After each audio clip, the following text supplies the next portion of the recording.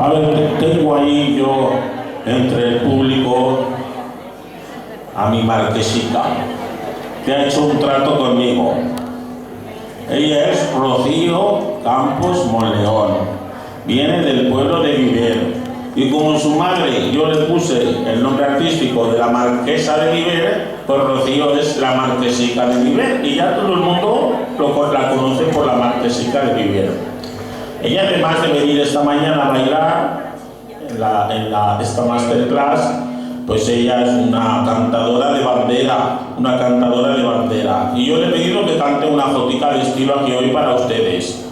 Que yo a cambio ya le subiré un viernes a Mora una bolsa llena de chuches. Eso no lo sabe su madre, pero he hecho un trato con ella. Vale, Rocío, hemos chocado la mano. Así que vente a cantar una jotica de estilo. Venga, un aplauso para ella.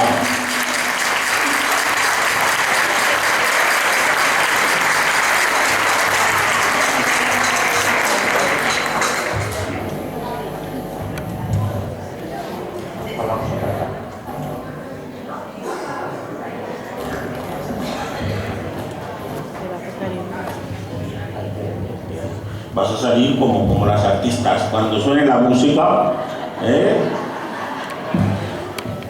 Bueno, pues ahora sí, un fuerte aplauso para Rocío Campos, la marquesica de Viver.